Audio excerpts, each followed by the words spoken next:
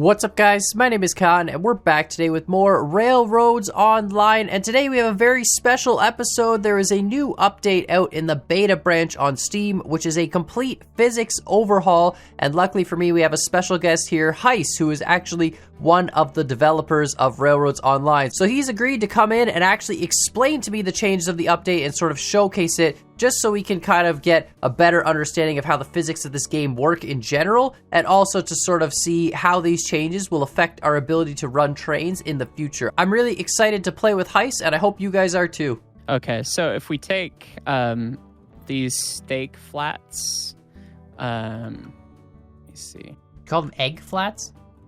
Steak flats. Oh, steak flats. Oh, okay. Yeah, for the products you get at the sawmill. Yeah. We can take 7 empty ones up a 4% with the Eureka. So Yeah, wait, hold on.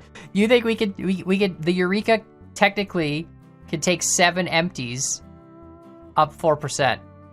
that is what the new math will say is about 7, and Is it's all good. I always tell people that steam engines can't do math, so it's not going to be exact because the curve's going to fight with you too. Right. Yeah, I was just going to ask that. What about the curves? Because that'll just create friction, right? You're going to be Precisely. So the Eureka should be good for the 7 cars up a straight 4% grade.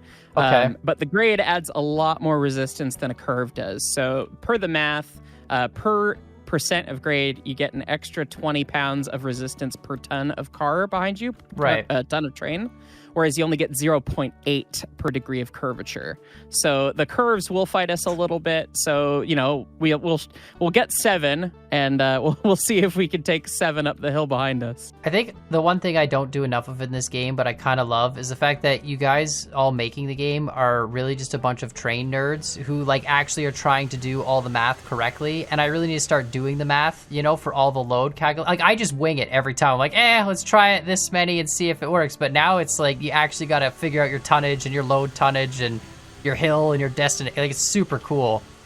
It's so exciting.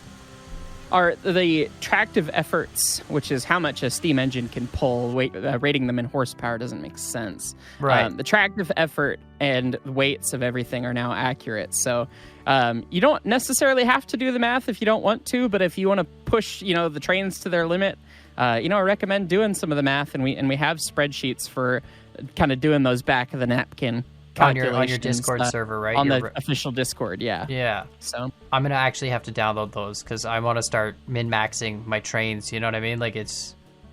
I have no idea how you'd actually calculate tractive effort to like load. Oh, we're moving. Hello. Yeah, we're gonna grab the caboose off the back of this train, stick it out of the way, and grab 7 steak flats, and we'll see if we can head up the track to the iron mine with these empty cars. So, are we ready to make a joint? Yeah, you're good. All right, perfect. Guess I should make sure the brake's off. Probably is. Yeah, it is. All right, so this is going to be the test. How much does your turn actually factor into the physics?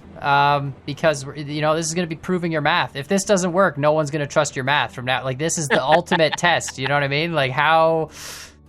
The final showdown. Yeah. Is the math correct? Otherwise, everyone's just going to say it's all, fake. 1, 2, 3, 4, 5... 6, 7. Okay, perfect. Yeah, we're going up a majority 3% grade on the route to the iron mine, but there is a section of 4, and it might be a smidge more than 4. And the reason why, I know what you're saying, it's the ultimate test for the math, but the nature of it is, if you lay your groundworks at a perfect 4% or 3% or whatever grade, the track is not going to be exactly at that grade, because as you make a curve happen, the grade actually changes while you're on the curve. So you get the curve resistance, but you also don't get the exact grade you planned for within, certain tolerances, because that's literally how the placement of the track happens. Right. And that's what happens in real life too. So that's why it's, okay, well, it says it makes maybe sense. about If 7. If you're going up a curve, like the inside radius is going to be a steeper angle than the outside radius, because it has to make it up the same hill distance, right, on less track space. Yeah, it all makes sense math-wise. It's just a little more. Yeah, perfect. I hope I counted 7 right. Well, we'll see. I can't believe we're testing the Eureka. I've killed 2 Eurekas, by the way. Did you know that? I've had 2 tenders disappear, and as a result, I've had to delete the engine. I'm actually, once we get signs, I'm going to name a bridge the Gutless Bridge, simply because that's where I named my Eureka Gutless, and that's where it died. So every time I pass now, I just think of how terrible it was. Poor Eureka. It's such a pretty locomotive to be treated so badly, but It is, that's but the name of the game sometimes. It's just been so disappointing for me over and over again. So I'm like, maybe in this update I might have to buy a new one, because it's all physics revamped. Is there anything other like major noteworthy things? This is the beta branch on Steam. So this is the beta branch. The big thing is obviously that the tractive efforts and the weights are now accurate to the real models and powers of the locomotives and the cars and all that. Betsy's not overpowered anymore. Betsy is not overpowered anymore. Betsy has the correct tractive effort, which is about half of what it was. Right, so that's good. And you can hear now that we're going around this sharp curve, yeah, we're it's bogging hurting. down a little bit. It's hurting. But one of the big changes, though, is how the physics was actually done, too. We lost the back half of the train. Well, you know what? See, that's how you get up the hill, is when you just gets send up it with through 7 the cars. send it up the hill as fast as you can through the sharpest curve. Yeah. No, that's perfect. Then you lose half the cars, and the other half make it, and then you just come back for the first half, and, And you say that you moved 7 because 7 left the yard, and that's the railroad way, so... I don't know if I can catch these. I'm trying. Well, we'll stop eventually. Might need a cute take 2 I'm going to here. rerail this one back up here, and or I guess there's 2 up here. One's upside down. Yeah, I'm just I'm going to running. rerail these, and then I'll come back down and grab you and the rest while I explain what I was talking about. The way that physics is actually being calculated is now actually different. So before, what you had was physics tied to your game's frame rate. Really? It was actually tied to frame rate. It was tied to frame rate. So you were trying, optimally set for 60 FPS. So if you locked your FPS to 60, and if your machine was capable of getting a constant 60, everything made sense and was hunky-dory, but that wasn't always the case for everyone, of course. And if you're above 60, it just stays at 60? Like 60 is the ultimate cap or whatever? No, so that was how it used to be. No, if you locked it to 60 and it prevented it from going higher, you'd be fine. But if you had like 100 FPS, the downhill forces were actually calculating more against you. So if you have a really beefy rig, I've been running like 100 FPS the whole time. Like, you were having worse train performance because of that. Really? Actually, with the old physics. Yeah. Oh, that's interesting. Yeah, so the downhill forces would stack against you, whereas the uphill forces were set at a fixed rate. So, any tractive effort you were applying was actually worse at higher FPS than it was, if you went past 60. Well, that's interesting to know. But that's now fixed, which That's is good. the good thing. Previously, locomotives would be applying forces at 10 hertz, so 10 times a second. They would be applying their tractive effort, and that's why you could kind of see Eureka and some of the less powerful engines would do that kind of bob and rock thing. Yeah, when they tried to start. little rocking back and forth thing. Yeah. I used to see that all the time. Individual physics pulses happening because it was so. I mean, there were so few that you could actually see them happening, and it was why some of the trains had trouble starting. But now, with this patch, we have 100 FPS. Frame rate calculated physics regardless of what your frame rate is. That's awesome. So if you have less FPS, it redoes the math and adjusts everything automatically for 100 FPS. Or if you have more, it again will adjust it down so that the performance is the same no matter what your computer is running the game at. That's actually which is fantastic. Really exciting. It's really cool, and it's made it so that the train performance is it's really smooth. When you take off, you open the throttle, it's super smooth. It's like the real thing. I operate the real locomotives. I operate actually one of the locomotives in game, the Class 70. I operate the modern version of it at the Colorado Railroad Museum, and it feels like the real thing now where it didn't before, which is really, really exciting. It's kind of funny to me that, like, this game, the more I play it, like, I'm not really a train guy. I mean, I had a train set as a kid, and, like, we used to go, like, watch trains at the local shunt yard, that kind of thing. But, like, I never really, like, I didn't operate a heritage railroad line, you know what I mean? Like, I'm not, like, that into trains, but it's always nice, like, when you play this game, you can really feel that you devs are train people. Like, you've got, like, there's just so many little details that are put in that really make it feel authentic, you know what I mean? even though it's Absolutely. not. Yeah. Except you have a kink in your line here that's just driving me nuts. There's a couple of gross spots on my railroad that we can just gloss over. Yeah. I've got more track-laying experience than a lot of people, although I guess people probably have more hours in the game than I do now. But yeah, I know what will work, and if it's a little gross but it works, I tend to leave it in. But I totally agree. That's one of the things that's awesome with this team is that people are so passionate about all the little details and get everything historically accurate and correct. I mean, we modeled the Stevenson valve gear on the steam engines, and you can't really see it unless you flip your locomotive upside down. Yeah, I mean, exactly. It's inside the frame, hidden away, but it's all animated and rigged correctly, and it feels really cool that everyone's that into it. How are you doing for like fuel and water and stuff? Do we have any risk of We don't have risk of things dying. The water consumption and fuel consumption also got adjusted for this update. That's good. It's a lot slower, so you have to maintain things a lot less, which is really nice. So we are now on the 4% grade section right here on this stone wall. So I've got it wide open. This is the math I've point. got the reverser all the way in the corner, all the way forward, so 100%, 100%. Okay, you can answer this question for me, because I have so many people debating it in the comments, right? So, like, everyone's saying with real-life trains, once you're at 100%, 100%, you want to bring your reverser back towards 0, and, like it gives you more speed because it disengages the gear, but every time I try that, it bogs down. So I don't know if that's, one, a real train thing, or two, if that's actually even modeled correctly. I mean, you would know the answer, right? Yes, so there's a lot of nuance to that, and I'll gladly explain some of it. But right before I go through that, you can see we went over that 4% just fine. It was a short segment, but now we're speeding up now that we're off the 4%. So we were maintaining speed, we weren't building. So the 7 cars is pretty spot on with Eureka with this load. So 7 that's empty really cars good. on the 7 empties, yeah. But the weight of the cars is actually reflected. Okay, and then another question. There's load weight too, right? Because and different loads weigh different amounts. Yeah. So let's head to the sawmill and let's grab those loads and we'll try some of that and see what it looks like. That'll be our next move here. So we're gonna back through the Y and then throw both switches at the Y to head to the sawmill. But while we're there, let's answer that reverser question. So. On the real thing, we call the reverser the Johnson bar. And yes, on the real thing, as soon as you get rolling, you want to bring it out of 100%. You want to be bringing it closer to the center, to 0. That is incredibly important for mechanical wear of the locomotive and for not killing your firemen. Because if you have the reverser all the way forward, it makes the locomotive draft really, really hard, and it burns through fuel really, really fast. So it's not great for your firemen. Obviously, if you're running a really, really heavy train, you might have to be all the way up or close to all the way up, and that's just the name of the game.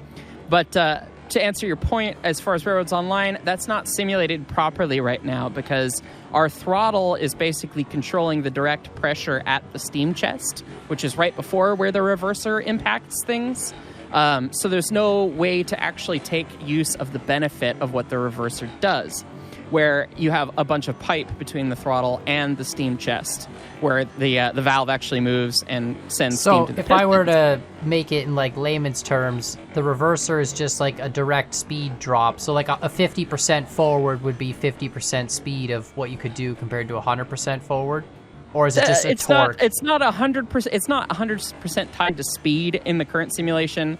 But yes, it does make a difference in your speed overall and your accelerating. So basically, if you're going forward, you want 100% reverser for now. For now, 100%. I agree. Leave it at 100% as much of the whole time, right? Right. So you can do everything else with the regulator. But when we update that part of the simulation, which will be coming in the future, that will change, and you'll have to operate it more closely to the real thing. With the real thing, once you get the reverser started coming closer to center, you can build a back pressure of steam between the throttle and the actual reverser itself, where it's actually making an impact, and it actually allows for you to, basically leave the throttle wide open and you regulate your speed just using the reverser itself. So if you get a heavier chunk of grade, you click it down a little bit closer to 100, If you get a lighter grade, you can pull it back closer to center, and that way you get the most mechanically efficient operation possible. It's kind of amazing to me, like, the mechanics that went behind these steam engines back in the day. Like, the principle is very simple, right? Like, you boil water, you let the water produce steam, you use steam pressure to generate, force. But, like, it's just amazing all the little details and that went into these systems to make them actually work without, like, any electronics or software or any of that nonsense, you know what I mean? Like, it's all completely mechanically done with valves and switches and stuff, and it's just amazing. It is really, really impressive and crazy to think of in the age where, we're playing this game on a highly sophisticated computer. Yeah. And we've got calculators and everything in our pockets and our phones and everything. But some dudes with some slide rules and pen and paper, back in the 1800s designed these. Yeah, with like rivets and some really basic stuff and, bunch of cast iron. I think that's the romantic, wonderful thing about steam power and steam locomotives is that they're like the first machine that's like one step removed from human and from a living thing. And they tend to feel that way. They don't behave the way that, your car does. You don't get to switch it on and it behaves the same way every time. They could be quite interesting to deal with. So. Oh, yeah, it's fantastic. And that's the thing, too, like, even with modern diesels and stuff, they're really just big, they're big electric drives with just a diesel generator in the middle, right? So it's like, it's cool and everything, but it's still, there's definitely, like, there's something, like, it's exactly what you said, like, romantic about mechanical systems. Like, you want to spin a wheel with nothing but pure mechanics, then there's so much to figure out, you know what I mean? Just on a really, like, from nothing but fire and water, it's quite amazing. I've learned way too much about trains in playing this game. It's a problem. It's certainly a helpful thing with this game is knowing things about trains and railroading, so it definitely helps you develop what you're going to do. So. Oh yeah, the YouTube comments have been actually kind of nice about it. No, like I don't claim to know anything about trains. I'm literally learning as I go, but like it's really been cool to look up all these like mechanisms and stuff, and people explain different things. And like I finally learned, the train abbreviation, like 488s or whatever, like 4880s and stuff like that. A buddy of mine had to explain to me how that all works, and it's just cool. Yes, White's classification for steam locomotives. Is that what it is? That's what it's called? Yeah. WHYTE's That's funny. Classification for steam locomotives. And yeah, so we're driving a 440 right now. Yeah, 4 leading wheels, 4 drive wheels, and no trailing wheels because the tender doesn't count. Tender doesn't count. It's just talking about the locomotive itself. Yeah. All right, looks like we're lined into the sawmill loading track, and it looks like there is cargo there to pick up. So it's so confusing to. Okay, we're coming in the back no side. attention to this bump. I think you derailed. Oh lordy. No, oh, lordy. yeah, hold on. Only one car. It's fine. It's only fine. one. It's only one. I got it. It's fine. I haven't run over that with the heavy cars yet, so apparently they don't take too kindly to it. It's 2 cars. I'll see if I can get this one. Man, I spend so much time making my track like perfect, like absolutely perfect. Like I will go back and spend even off camera without even people seeing. Like I'll just rebuild sections of track if it's off by the slightest bit. And then I go and see like my buddy's track and I realize I'm just way too like OCD about it. I should just not care.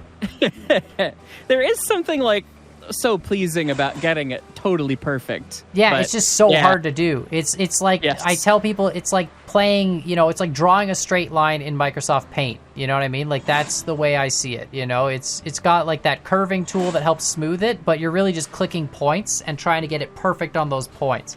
So the nice thing is that we will be getting better track editing tools upcoming later. They're not in dev right now, but it is on the list to make it so that your track either matches up to the correct curvature or it starts with whatever the previous spline was, exactly straight. So we will be getting that, but not quite yet. We've been dealing with getting performance better for you guys and getting better physics interaction because it was obvious before that trains were really, really powerful and Betsy was OP, but it was really that all the cars only weighed 500 kilograms when they were supposed to weigh, 8,000, 9,000, 10,000 pounds. So. Right. And then what's the load weights now? So these are like what? These are 8,000... What does it say? Yeah, these cars are 8,818 pounds unloaded. And don't pay attention. I know the writing says Your different writing stuff is on wrong. the side. It says 7,000. The writing is wrong. It says does. 7,000. It does. Well, I'm text- just getting a refund now because it's clearly You should. The texture reference, those were just from the side of a Rio Grande car. You'll also see that they say built in Alamosa in 9 of 24, so September 1924, cool. and rebuilt in Salida in 3 of 33, so rebuilt in Salida, Colorado in March of 1933, which is way later than the actual game is set right now. It was just, that was what reference texture we had to make it look right and make it feel right. And that's actually, it's not exactly. I literally never noticed that detail before. I know there was I knew the capacity and load limit stuff, but I never knew the ALA 924. That's so funny. That's what that means. Yeah. So that's not actually what they actually weigh. We have all the weights and all the power of the locomotives, and they are accurate now in the purchase menu. But yeah, don't look at the sides of the cars. But now if you look, you can see we have. Oh, it shows you the weight. It shows you the weight when you hover over it now. So we got 3,100 pounds with one set of beams on there, which is accurate because typically the loads are actually heavier than the cars. Their cars are designed to carry more weight than they actually self-weigh. Yeah, that makes sense. So we'll load up these 7 and we'll see how many we get. We're putting 9,000 pounds per car. So it's like an additional car per car. So we're really only going to be able to get about 3 of these, I think, up that grade. So we'll try that and see what we get. That's so cool. I love that it shows load. Now, so basically what you got to do is you got to know what the total pulling weight of each engine is then, right? Like the Eureka can pull 100,000 pounds or something or whatever, and then you just... Exactly, yeah. That's really the only number you actually care about is just what's the... Like, up 4%, what can my engine pull? What's the max weight it can pull up 4% or 3% or, Yes, exactly. And if you know that number, you're good. The tractive effort that we list is the way that they're rated, and that is the amount of force that they could pull at their coupler. But that doesn't transition to how many pounds of car that they can pull, right? Because it's all based on the friction and the weight of the cars behind you your and engine, how they the more friction it'll have, and So, the Eureka can pull 5,600 pounds. Well, obviously, we've got more than 5,600 pounds, but that's because rail and with steel wheels and steel rail, you get a really good friction coefficient. So it moves really smoothly. So that's why, you calculate it out, and the math says that Eureka should be able to pull something like 1.4 million pounds on flat track. 1.4 million. It's a locomotive, right? Of course it can pull a bunch, but as soon as you start going uphill... So hold on, if you're gonna go too far, you're gonna maybe... Yeah, you might have to back up. Is it maybe back up a little? All right. Maybe. Yeah, you might. So hold on, if it was 1.4 million, we're at 9,000 pounds per car. No, we're at 9,000 plus 8,800, so we're at 18,000 pounds. 18,000 per car right now. Okay, so let's say 20,000 per car. At 1.4 million, you're still saying you could pull 700 cars? Is that right? No, that math can't be right. I don't know math. I'm bad at math. Doing the math in my Excel sheet right now, it's 67 loaded cars on flat track. Theoretically, the Eureka on its own could pull 67 loaded beam cars on flat track. On flat, straight track. And obviously that changes very quickly as soon as we start talking about going up hills, right? Because the 4% I feel like grade... someone's going to ask me to make enough track to set up 67 Eureka cars. Oh, that would be so much. And you'd have to do it by the sawmill because you have to load it. Yeah. And then as soon as you get a curve, it's going to change the resistance too. Yeah, it'll never work. It'll never move like a curve. So... I don't know. 60. There might be a place. There might be a place on the map where you can get a straight track. I'll just build it 200 feet in the air on a bridge, and then you'll be good. Like an impossible bridge, right? There you go. I like it. Oh my god. So one thing that you'll notice now too is that I have my brake on full, but now because the train weighs so much more, it takes me longer to stop. Yeah, so I guess that's going to be better calculated now then, right? It's going to be a huge part of this update is how hard you're running your trains and how fast you're trying to accelerate and how fast you're trying to stop. So we're all loaded here. We're going to back and then go back through the Y in reverse, but this is full throttle in reverse right now. Over the death bump.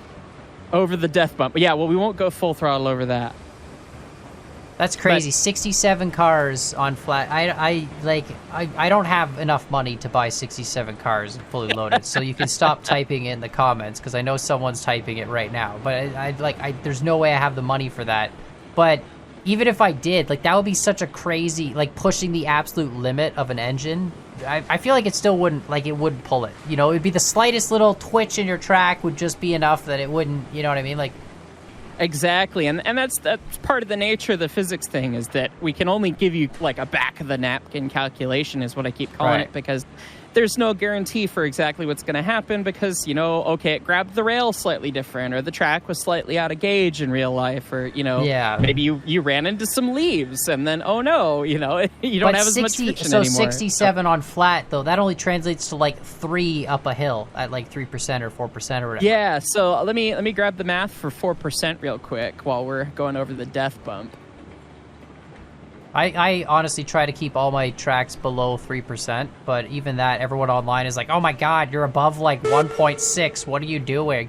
That's because a lot of people are coming from the background of real-life standard gauge American railroading, where, I mean, the steepest grades you want to see anywhere, or that are really in service on like the big railroads we have running in the country today, 1.5 is a lot. I mean, that's about as steep as they get. There are some that are steeper, and of course in little places, you know, everyone knows, all the rail fans know about like Saluda grade that's like 5% or something, but you know, mainline railroad hauling lots of trains every day, it's like 1.5%, but that's not the case in the narrow gauge, which is what makes this game and the choice of narrow gauge trains so interesting, is because 4, 5, 6, 7%, yeah, this is like 3-foot mountain real, rail or whatever. You know? Yeah, this is exactly, it's for going up in the hills as cheap as you could, and you. There's pictures from back in the day of like 4 locomotives pulling one loaded ore car. Like that was a thing up like that a 10% really happened. hill. Yeah. It's just like, okay. Yeah, I've seen some of those photos. So that's exactly it. The math shows that for a 4% grade, we should be good for 3.1 loaded cars. Yeah, we're not going to make it with a 7. Let me do it for the 3%, because the ruling grade, or the primary grade, is 3%. So we'll see, because that 4% section is only really short. I am going to need a spreadsheet with all the locomotives and a 3% calculation, because that'll be for every one of my rails. Yeah, I'm gonna get a download of that after, because all my rails are like 3% max, and I'll just calculate before. I've literally been running with like the guess and check method of just, we'll hook it up, maybe we'll make it, maybe we won't, we'll see what happens, but I really should be doing load math, because that would make so much more sense. All right, so 3% says about 5 cars. So we'll just see. You know, we'll try it with 7. I'll just unhitch them as we go. It'll be fine. We'll make. Yeah, because these. It looks like we're already actually unhitched from the first car. I'm not sure what's going on there. Wait, what? Yeah, you're rolling away from me a little bit.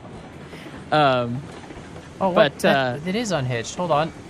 Okay, yeah, let me give you some separation. There we'll you go. Hook it on You're the good. fly. Yeah, link, or once you, yeah. Oh, yeah, I got it. Perfect. Yeah, it might have been some rough track, perhaps, because the slack in the couplers did also get reduced to try and limit the amount of did you guys increase the coupler issues. Strength? Because sometimes you would like just snap couplers with really long trains. So that was a bug where they're not supposed to break. Okay, gotcha. In the simulation right now, so the change was that was the wrong was the wrong switch. I saw. That was. See, look, now we can appreciate the Stevenson valve gear that's accurately modeled on the underside of the locomotive. Yeah, no, it looks great. I literally watched you highlight the switch, and then just that was it. It's like that's the 3rd Eureka I've seen die now. It's wonderful. You clever dog, you got me monologuing. That's why you shouldn't put your switches back to back like that if you're building your railroad correctly, because that's happened on the real thing in situations like that. So obviously it doesn't throw the locomotive upside down in the real game, or not the real game, the real world, but yeah, not recommended practice for railroad design if you can avoid it. So yeah, the issue was that the couplers, they were like losing contact with the pins for short amounts of time, because the couplers they had too much slack, too much ability to like maneuver around. And so now that the slack is reduced, the couplers can only move so far. It's been helping that problem. So it wasn't really so much it was braking; it was just pulling like off the actual attachment point or whatever. Yeah, it was a physics bug that acted like it braking, but it wasn't technically braking. It wasn't like that was the mechanic. All right, should here be we good, go. I think. Yeah. See if I can make it without throwing cars off the track this time. All right, so 3%, you're gonna get 5 cars ish. 5 cars is what we're assuming. 5 loads, and Right, so- that was like quick math with about 20,000 pounds rather than the exact weight. Oh, and we're So- lighter than 20,000 pounds, so we should be good. So it'll be 5 and some change. So six probably won't make it, but 5 Right. should. So having 7, we'll see what we do. What's It the deal should. with the sander too? So sander gives you more traction, right? It gives you more traction, but it doesn't give you more tractive effort. So if the math says you can only do 5 cars, sand isn't going to help that if you have traction. So but what's if the- you don't have traction, it What would doesn't. the point of the sand be then? Just to, like... There's not much of a point in this simulation right now, but as soon as we get water or rain or snow or anything like that... Oh, it's for like or, poor weather conditions. You put the sand down and... or powerful locomotives that can put out more power than if they can slip on their own, the sand can help with that. Right. Make sure you can use your amount of power. Yeah, But I had that happen Eureka- actually. I had the Heisler at 100%, and without sand, it was doing that wheel burnout thing. And with sand, Exactly. it would actually get the traction. So that actually happened for me once. Part of that case is that like Eureka is so gutless, as you said, Yeah. that it can't slip. On perfect rail, if it's got the right amount of friction, it's not powerful enough to make itself slip. Right. So, the sand won't that's why actually this do thing- anything. You'll It never doesn't do lose. much in the sim for you right now. Yeah. But you can makes see sense. we're hitting the 4%, and it's not like you instantly come to a stop, dead halt. Oh no. You slowly make grind it. to a halt, You know, it might make it. You did 20,000 pounds per car. These are only like 18s. Yeah, might- so we might. We You should had only some make momentum. it. I We mean, had a little momentum. We'll see what happens. It might just come grind to a halt, and then we'll It's- be stuck against it. But we'll see. so we've if got you about- stall out, if you go to zero speed here, not like don't do it on purpose, just keep driving. But if we hypothetically get to 0 and I detach 2 cars, would we start moving again, or would we just continue slipping? If we're on 3%, yes, but right now we're on that 4% section, so we might not do. We might have to unhook 4 cars. We'll see. This is At least amazing. if I I've never remember- played this if game I remember with my math railroad before. enough. Yeah. I need to play this game with math more. It makes everything so much more exciting. I mean, that's what they'd have to do in real life. You're not going to blindly drive without knowing what your loads are. You're going to have Exactly. Yeah. Oh, we're totally screwed. Okay, I'm just... That's all she wrote up here. I'm disconnecting the back too. I am at 100% Oh, regulator. you're pulling and 100% away. You're pulling reverser. away. Okay, maybe this is 3% section right here then. Okay. The back two, I well, thought or, this or was the 4, so- 18,000 versus 20 was enough. That was enough. Either one, yeah. Yeah, enough poundage. Perfect. Oh, so that's amazing. barely start and barely go. So you can see that, okay, the math checks out, the weights are right, the tractive effort's right. So now, I mean, you don't have to play with the math if you don't want to. My suggestion is buy yourself a Class 70 or a Climax and then You run don't shorter care about the trains math? and you'll be good. Or, Yeah. try and lay 1 to 2% grades and it won't be as big of a deal. But if you want to push it to the limit and have steep narrow gauge grades, figure out what the math is, how many cars you need, and then you just know, okay, well, if I'm going to my iron mine, I can take 5 loaded cars with the Eureka. That's what I know now. I mean, for me, I've had the rule of like nothing greater than 3%. I have some lines where there are sections greater than 3%, but one of the lines is strictly a downhill line. You don't use it for any uphill, so it's fine because you're just braking. And then there's another line I have that's like 4%, kind of like this, for a very small section of it, and then it goes back to 3%, right? But now everyone keeps telling me like, oh, I should lay 2%, but some of the routes are really hard to get under 2%. Like it's, I just lay all 3% and say, but I'm gonna get an Excel spreadsheet or whatever and just have it of all the math for 3% for every engine, because that's just gonna be so much easier. I almost bogged down with the Heisler with 13 cars fully loaded, and I was kind of surprised. Mind you, that was in the old update, so I don't know if it's better now or worse, but... What it was probably your frame rate with the downhill forces stacking against you if you had better frames than 60 FPS. True, it made it less powerful than it should have been or whatever. Exactly, yeah. And so this bridge is laid at a lesser grade, so that's why we just took off like a rocket. because there was an issue in the build that I built this bridge on where the bridges were laying steeper, which has since been fixed. But I never bothered to relay the bridge. So we've got this big, fun, scenic bridge, and then we'll get back to 3% when we get over on the mountain again. This is so cool. We'll see if we can maintain this speed now that we've got it. Yeah, I like the fact that you have a bridge going all the way off the mountain just to come back on because you ran out of space on the mountain to go up. Right. It's perfect. I started from the top. I like to start from the top and work down, and that's this is what the I only do time too, it hasn't actually. worked. I find it's a lot easier on the steeper sections to start from the top because you know, like, this is where I have to get to, and it doesn't matter where I end up. I just need, I need to keep going down. So you can see that we're not running as fast as we were now that we're on this 3%, and that's because it's going to be steeper than 3, and we have curves in some places, and it said just about exactly 5 cars, so we're bogged down in speed a little bit, just like the real thing would be, but we're still going to make it. I've actually never been on this mountain ridge before. It's kind of cool. It's a neat one, yeah. It gets a little wonky up through here, but it's cool. I like it. I'm glad that I laid the track this way. It's such a long route too. We're like to go from way down there to up here.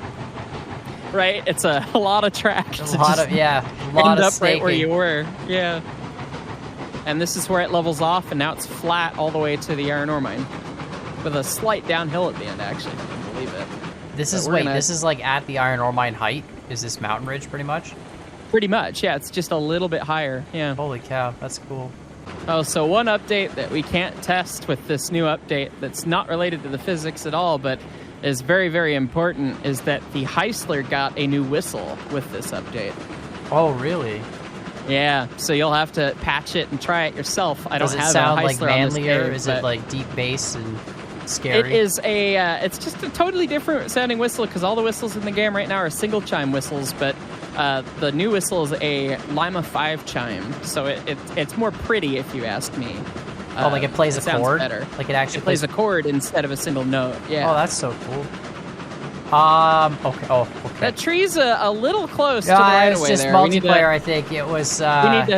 We need to send MOW out to clean that up. Yeah, I saw the cars all kind of jump off the track for a second there. I feel like that was just a multiplayer thing. It was good on my end, so... All right, so now we're going to be about like a 1/4 to 0.5% down through here, so be a deer and tie down the last car, would you? Because now with loads and trains having real weights, if you're at tonnage for a hill, obviously would be more like 3%, 4% would be more considered tonnage really, right, than this 0.5% guy. But locomotive brake may not be enough anymore because you're only a locomotive and tender brake. Yeah, and you don't want the load actually pushing the rest of the load off the track, right? Like even if you only brake at the front, you're going to just create this huge pileup of cars, basically. Yeah, so I mean, there's 2 strategies really in train handling, and one is to have everything in compression, so all the cars running into you with your locomotive brake, and everything in tension, where everything is stretched out, which is what we're doing right now with you having the last car set up. Tension is better if you can do it, but sometimes you have to do compression, like if you have to stop when you're going downhill. And making smooth transitions between those 2 things can be quite challenging in real life and challenging in the game too, I'm sure, as well. So it's going to be interesting to see how everyone does with train handling on their railroads now with the actual physics. So yeah, I'm kind of excited to see all my loads be completely shot. Like I was thinking I'm going to do like 13 car loads on a regular basis, and I feel like that's not going to happen. Once they're fully loaded, they're going to get heavy. If you got 3%, you might still do it with a Class 70 or a Cook Mogul maybe. We could do a little math once we unload here and then kind of give you a little estimation of what you're going to see. How much iron do you have? You have to have a lot, right? You have... I might have just run a load, so I don't know if I have 69 iron, look at that. Do I really? Actually, 69. It was planned. That was clearly planned. I haven't played the save in like a month and a half. That is hilarious that's what it had. Yeah, you had exactly really 69 funny. Iron. That's so funny. That's so much iron. I don't think I've ever even delivered that much iron in the entire game. It just takes so long to get to the iron mine. I got tired of just like running like 1 or 2 carloads of stuff back and forth. And so I said, hey, I'm going to go through and like kind of fill up each industry, or at least try to. Right. And so, I wanted to be able to run maybe 10 hopper cars. So yeah, that's what I want to do. I want to get the the iron mine full so I can run 10 hopper cars and actually like do like a full iron train or something. So the hopper cars are going to get real heavy. I can tell you that, because I think each iron unit, the 10 units that they hold, those are in metric tons, so 2,200 pounds per each one of those. So if you have 2,200 pounds, so it's 22,000 pounds. 22,000 pounds plus the weight of the car, which is 13,000. So it's 35,000 pounds per iron car. So you'd have a 350,000 pound train with 10 of them. Yeah. Which the Eureka could theoretically do on flat ground. Yeah, but not even on a 1% could it do it. So that's true. That's why Eureka, she's a passenger engine. She's supposed to go fast with, light trains, not slog it up the hill with real heavy trains. But for comparison, the Class 70 should be good for 3.8 million pounds on flat track. So that's like 4 times the power of the Eureka, pretty much, or 3 times, somewhere in between those. See, you just keep trying to sell me on the Class 70 because it's got the American flags on front. That's why I know that's what you're trying to do. You're trying to get me to drive just to promote the American flags. I see. I want to be able to put Canadian flags on the front. I get it's an American train, but I'm Canadian. I want those Canadian flags. You know what I mean? Needs to be a customization option. Just which country's flag do you want? That would be quite fun. Yeah. I'm just trying to get people to drive it because it's one of my favorite engines because I drive the real one. But yeah, I gotta buy one, to be honest. But it didn't come with brakes. Right now, it has brakes. It didn't. It has brakes now. Yeah, there was an issue with getting brakes on it initially because the Rio Grande, which had the real ones, didn't really use air brakes for the most part in the early days. They had water brakes on their trains, which were totally weird and a cool different way to do it. So right. But there we go. We're unloaded. So Perfect. Let's see. Let's do some quick math. You've got the Cook Mogul. Is that your go-to these days? I mean, go-to of the standards, or it's the Heisler for the gears, but I think I need a Climax now. It's got so much more tractive effort. Slower, let's do a little bit with the Cook Mogul. It is good for 2.9 million pounds on flat track. Oh, that's good. If you got your 3%, it's good for 250,000. So you're not going to get that 10-car train of ore cars. Downhill, I will. I won't uphill. Oh, downhill. Well, downhill you'll get uphill. Anything Uphill, I'll get it because I only need to go uphill with them empty. So I'll be able to do it empty uphill. I just won't be able to go downhill with it. It might do it. It might be the perfect engine to run 10 coal cars. So the big message that I want to have, that I want everyone to understand is, yes, the physics are accurate now and the weights are accurate and the weights are a lot more than they were. But that doesn't mean that you're not going to be able to pull decently length trains. I mean, even the Class 70 will be good for, 10, 15, 20 cars. Well, I mean, 67 car Eureka. Grades, come on, what are we even talking about now? Like, we got to get that 67 car Eureka going. That's clearly the mission. It also means that locomotives will be able to go up steeper grades than they could before, because previously everything was all the rod engines were hard capped at 5%.